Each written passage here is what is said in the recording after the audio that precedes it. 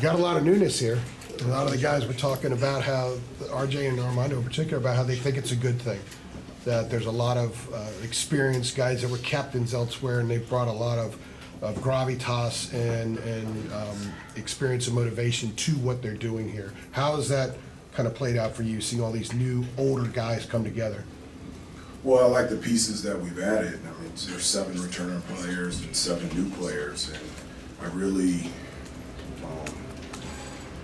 I love the mix of this group. I specifically could say it in 2 parts. There's many things that I can say about this group, but there's 2 things that just automatically stick out for me. Is one, that this is a group that enjoys and loves to compete. They just really do. I mean, from the start, there's never been an issue about preparing, practicing, and playing with a competitive fight and a competitive nature. And so I really love that. And then the other part is this group genuinely enjoys being around each other. Whether it's on the court, off the court, they just enjoy the experience of doing this together. And that's something that I've really enjoyed being a part of and watching over the last 4 or 5 months. If I could ask a quick follow-up on that, how have you seen RJ and Armando handle all these different guys coming in there and then maintaining who they are with this group, but also embracing what they bring in? Well, I mean, RJ and Armando throughout their entire career have always been, been examples of great leadership. One of the things that, we tell the guys all the time is that, your job and your requirement is to be the best that you can be on the court, in the classroom, and in the community. And there's no better example of that is RJ for 4 years and Armando starting his 5th year. And so to have 2 guys that have been a part of the program and understand how to do things the right way and to be an example of that, one of the things that I've talked to the guys is, being men of integrity. And, being a man of integrity really has 2 meanings. One, it's doing the right thing when no one is looking. And then number 2 is saying the right things, but also your actions backing that up. And as I said before, there's no better example of that than RJ and Armando, and they've been terrific. Hubert, as you get closer to the start of the season, how have you seen Elliot Cadeau and Zayden High's kind of development going from that, obviously, high school stage to college? How have you seen them starting to progress? Yeah, I've been really happy with both of them. I mean, they're high-level guys on and off the court, and they bring a skill set to us that, honestly has just been needed. And having that type of competitive fire and their ability out there on the floor has been such a blessing and an honor to be a part of out there on the floor. And it's just, I've been just really happy with Elliot and Zayden and their development, their commitment to be a part of this team and this program, this university, and this community. And I'm so thankful that they're here, and I love coaching them. Hubert, you've said before that there is no off-season in college basketball anymore. But when do you think you mentally turned the page from last season to this season? Was it the first day of practice? Was it sometime in May? When do you think that happened? I don't know specifically. I couldn't put a particular date or month or time, but I know that my focus is on this year's team. And one of the things that I have consistently said before is, this year's team is the one that I'm focusing on, and it's important to focus on what is in front of you and what is real. And what is real is this year's team improvement, this year's team ability to be the best that it can be, and that's where my focus is, and that's where the team's focus is as well. Hubert, you talked a lot about preparation and the importance of that. Yeah. Given the way the last 2 summers have gone, did you change anything about your preparation going into this year? This is the first, the last 2 years you were working on the margins of the roster. You had a lot of returners this year, obviously, a lot more newness in the roster construction. No, not really. I wouldn't say there's anything majorly different. I've said before, it doesn't matter whether I'm a 3rd-year head coach or a 50-year head coach. I always believe that the best place to be is to be in a position of listening and learning. And so, this off-season heading into this season was a lot of learning and a lot of growing and, seeing things that I felt like worked for us and things that needed to be tweaked and pivoted and altered and changed, and being able to implement that with a new group. You have 4 transfers and 2 true freshmen, 2 just freshmen first years. How do you balance sort of that ratio now in today's transfer portal era where you can go get older guys versus getting a talented guy out of the high school ranks? Where's your thinking on the sort of that balance you want to have going forward? Well, I would say 2 things. I want a really talented player that's the right fit for us. So if he's 18 or 39, I'll take him. If it helps us win games and he's a joy to be around every day, I don't care what age or what classification, I want him with a North Carolina uniform and being a part of this team. Does that de-emphasize, do you think, I mean, broadly, I think freshmen, you see it more commonly now, more transfers than freshmen on a lot of rosters across Division I and in the power conference level. Is that just a sign that, is it temporary because the COVID year is still kind of factoring in there, or is it freshmen may take a little bit of a lesser role across the sport because of those things? Well, I think it's an individual basis. I think it depends. You know, obviously we had talked about the extra COVID year. It's been a huge impact on programs throughout the country, specifically us. I think it's a benefit to have guys like Cormac and Pax, and I call him Jay Witt, Jalen Withers, because Jalen Washington, they both have a J and a W, so I've got to find a way to distinguish both of them because they both look at me if I say Jalen, so Jay Witt. And I think it's a benefit to have older guys that have that experience, understand what it does take in order to prepare, in order to practice, in order to play, to be the best that you can be. But there's also a great benefit of having guys like Elliott and Zayden as well. I like a combination of both. I really do. I think it's a good combination, and it brings that competitive fire from a youthful standpoint from Zayden and Elliott, and then from an experience standpoint where Jay Witt and Cormac and Pax, they want to end their career the right way and be a part of something that's special. Coach, Hubert, in speaking of Cormac, I asked him and a couple other guys about, did they have a green light? They said absolutely. He's got the green light. Was that how he has a green light? No, he has a green light. He has a green light because he can make shots. You know, one of the things that they didn't understand is when I was at Carolina, every player had a green light, a yellow light, and a red light. The red light is you can only shoot a layup if you were wide open, which I had my freshman year, which I didn't understand from Coach Smith, but I had a red light. And then sophomore year, I had the yellow light, and so I could shoot a wide open 3, but not until I threw the ball into J.R. Reed and Pete Chilcutt, and it touched the paint through post of penetration. And then my junior year, I got a light green, and then my senior year, I had a double green light. So, but the 3 green light guys are RJ and Pax and Cormac, and the reason why they're green light guys is for a number of reasons. But one, they've earned it. They can make shots, and number 2 is they take good shots. And so I want our best shooters when they're open from 3 to feel comfortable and confident to be able to let it fly. How far are you Hubert, in already terms with of- your rotations and Oh gosh.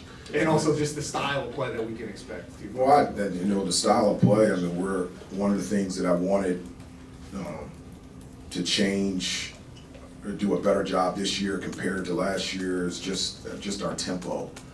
I wanted to play faster. Whether it's a make or miss, I want us to go. And so, number 1, there needed to be a commitment to play this way. Number 2, you got to be in shape, and I feel like we've checked both of those boxes. So in terms of a tempo standpoint, we're going to play faster. And from a defensive standpoint, I know one of the things that we had to improve on is find a way to be able to generate steals and deflections and be able to get into the open court. So, we've made some tweaks and pivots to be able to put us in positions to get those steals and deflections to allow us to get into the open court, and so that we can find more ways to score and be more disruptive on the defensive end. Adam, Some of the Adam, players hang that- on, Adam. Thank you, Kirsch. I've been trying, Hubert. It's okay, we're good. I'm not going anywhere. When you were saying earlier about learning and growing, whether it's you're a third year coach or a 50th year coach, Like, what did that look like specifically for you this offseason? I mean, was this like a huge self-scout that you did? Like, how did you like get into that, and what did you do? Well, I think it's important to have self-reflection and be able to learn from things that you've done in the past. I think that's what, and you have to be honest, and that's, to me, I think that's where growth comes from. I mean, as a player, I never felt like that I made it. Even when I got to the NBA, I felt like there were areas that I can improve on, that I can get better at, and so that's the same way that I feel as a coach, not just in terms of X's and O's, but, you know, practice organization, recruiting, the communication between myself and the players, just everything. And I think it's important to be able to do that. You know, one of the things that I always tell the guys is to be able to answer two questions, you know, what can get you on the floor and what can keep you on the floor. And I said, in order to be able to answer those two questions, you know, you have to critically think about it and be honest with yourself. And I think for myself as a coach, it's just every year just thinking, how can I improve? How can I get better? And that's what I did this offseason. Shelly? Who has stood out to you so far defensively? Well, hopefully everybody. I don't want any weak links. One of the things that our on-ball defense has been a lot better.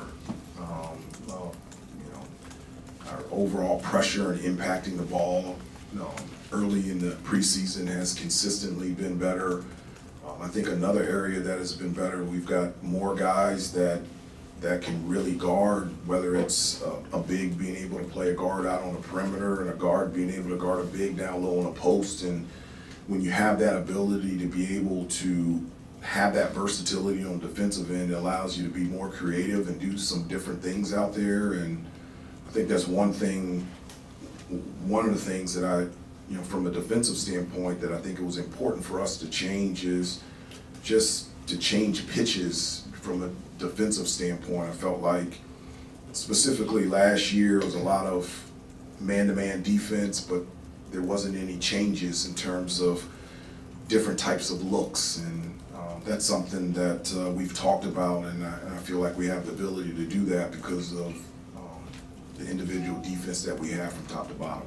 Correct me if I'm wrong, but last year, at the beginning of the year, I think it was, the players kind of came together and gave you a list of what they wanted to be, right? No, not this year. I wrote down the list, and this is what we're doing. So the players had no chance to do it on their own? No. Yeah. No, the standard, the foundation of our faith, that this is who we are, this is who we are, core defense, this is who we are, we're gonna be on the offensive end, and it is what it is. The standard is the standard. And so if you don't wanna be a part of it, then you're not gonna play. How did you approach the transfer portal differently this offseason? Obviously, 2 summers ago, it was kind of just a 1-for-1 with Brady and Pete, and 1 in, 1 out. This offseason, you had a lot of new pieces, moving parts. What was your kind of philosophy different this summer when trying to figure out who you wanted to get from this roster? I don't think it was a different philosophy at all. I mean, in any recruiting, whether it's a transfer or a high school player, the number one, there's 2 things I'm looking for. Is there a need and is there a want? So like, I won't recruit anybody that I want that we don't need, and I won't recruit anybody that we need and I don't want. And so in the same manner, in the transfer portal, we were looking for guys that fit a need that we actually wanted, and I felt like we checked the box on all of the guys that we got from the transfer portal. Why did you change and decide to make the list yourself? Why? Yeah. I don't know. That's a good question. Is it a change of pace thing, or just? No. I'm the head coach. It's a good answer. It's a great answer. How was your bench philosophy changed going into this year with so many veteran players who I assume come here hoping and expecting to play? Building a rotation, we used to say they earn time to get time and so forth. Does that change with so many veterans? No, my philosophy is the same. If you prepare and practice and play really well, you'll play. That's always been my philosophy. You don't have, you have an 8-man, something? I don't have a philosophy of, I have a 5-man rotation, I only wanna play 8 guys. I'll play as many. I don't have a number. But if you prepare, you practice, and you play well, you will play. Armando mentioned at some length the issues that he'd had with Cormac as an opponent, Paxton as an opponent, Dylan as an opponent. What issues? Because they were good. No, that he didn't enjoy playing against them, that they weren't nice. And the question was, did you guys want to get less nice by bringing in players who were hard to play against? Was that any consideration? I don't characterize Cormac and Pax as not nice. I characterize Cormac and Pax as unbelievable, terrific young men who, sorry, at 2:47 it tells me to pray and read, so I guess I'm not gonna do that right now. Unless you guys wanna be quiet for about 5 minutes. Armando might wanna pray. No, but the point is, they're guys who you don't like playing against, but you like having them on your team. Yeah, I don't like guys playing well against us, but I like guys playing well for us. And so, you know, Pax had a terrific game against us when we played Brown a couple of years ago, and I've always been a fan of Cormac, whether he was playing at Stanford for his freshman year and the years he was playing at Notre Dame. I think it's really easy from afar to be able to see a guy that you would love to coach and love to be a part of your team, and Paxton and Cormac, I love having them here at Carolina. You mentioned in the past that you like having multiple ball handlers. You Yes. brought in a couple of guys this year, Elliott, Harrison, who certainly are capable of creating. How has that balance worked out so far with those guys, alongside or separately from RJ? No, it is. It's a great balance. You know, I've said before, I think it's important to have multiple guys that can make plays out there. If you only have one, I think that's, especially at our level and the teams that we're playing and the schedule that we're playing, if you only have one guy that can create, that I think that causes problems. And when you have multiple guys that not only can make plays for themselves but for their teammates, I think that's an added bonus. And so when you mention RJ, Elliott, and Harrison, instinctively, yes, they can score, but instinctively they like to pass. They like to be a playmaker. And so when you have that type of player out there on the floor, it really helps with sharing the basketball. And, you know, last year that was a problem for us. You know, out of 15 teams in ACC, we were 14th in the ACC in terms of team assists. And so having those type of guys that not only can but enjoy creating for others is something that I'm really excited about this year. Hang on, time for a couple more, please. Thank you. Have you already seen an impact in his first year with the team in a coaching role with Marcus Page on the players? Yeah, I have. I really have. He's been an awesome addition to our staff. It's made me feel old. This is my 12th year as a coach, from an assistant to a head coach, because we came in together and now he's Coach Page. But his personality, his knowledge of the game, the way that he relates to the players, it's been like Marcus has been here for a number of years. He's the example of what a Carolina basketball player is about. Excelling in the classroom, in the community, and on the court. And to have that example as a coach makes me very happy. And the guys absolutely love him. You mentioned how together and competitive this year's team is at the start. Yeah. Was that to say that last year's wasn't or was less than in those? No, I'm not saying that. I'm just specifically talking about this year's team. I think this year's team, those characteristics are the first two characteristics that jump out to me. It's not a comparison to other years, and those comments aren't saying that it wasn't present in the previous years as well. Hubert, it seems like this offseason has sort of been quiet from your guys. I like it. It's something that I've told them. I told them that, you know, and I've always said this, that I want them to turn down or turn off the noise from the phone, the family, the friends, and the basketball fans, and I think that's really important. I told them specifically what noise is. I said, you know, if you hear anything from the phone, the family, the friends, and college basketball fans that doesn't make you a better player, doesn't make you a better person, and doesn't make you a better teammate, then that's noise. And that's something that you need to turn down or turn off. And that makes me feel good because I'm not a part of social media. I don't know what's going on, but for you to say that the noise is turned down with this group, that puts a smile on my face. As a quick follow-up, real quick to that, do you think that in some ways, coming off a Final Four run and going to the championship, some of that is just inevitably unavoidable? Like, maybe, I think Armando called it the Hollywood aspect of things? A lot of Armando quotes. I hope he talks on defense the way he's we're gonna be pretty good.